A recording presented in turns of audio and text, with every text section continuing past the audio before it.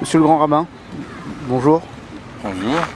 Quels sont vos vœux pour les membres de la communauté pour ce Rosh Hashanah et ces fêtes de Tishri? Bien, tout d'abord, les vœux sont des vœux de bonne santé, de meilleure santé pour les membres de notre communauté, de nos familles, qui sont soit alités, soit hospitalisés, qui ne pourront pas tous, pas toutes être présents, soit dans les synagogues, soit même autour de la table familiale, et à qui nous souhaitons refouach les mains. Mes vœux sont également pour tous les membres de la communauté qui ne sont pas à Strasbourg actuellement, soit parce qu'ils sont en voyage ou à l'étranger, et tout particulièrement pour nos fidèles et amis et proches qui vivent en Israël, qui sont actuellement confrontés à une situation assez difficile, compte tenu du contexte politique qui règne au Moyen-Orient. Nous souhaitons, à l'occasion de ces fêtes, le shalom, la paix pour l'État d'Israël et pour tous ses habitants.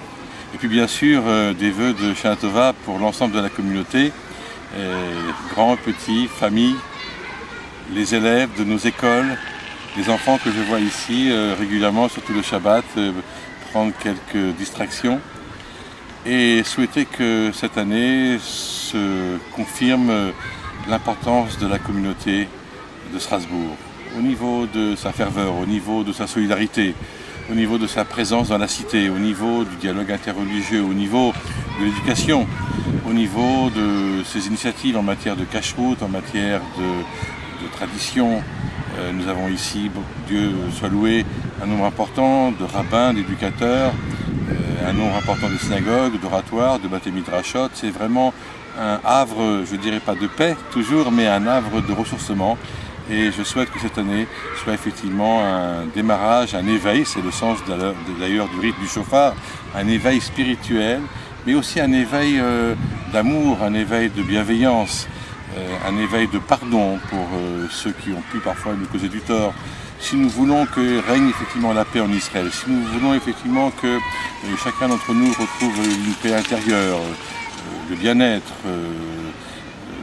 la santé, et tout ce que nous souhaitons nous-mêmes, et surtout d'être écrit, inscrit, scellé dans le livre de la vie, dans le Sefer HaChaim, commençons à pardonner, commençons à tolérer, commençons à aider nos prochains.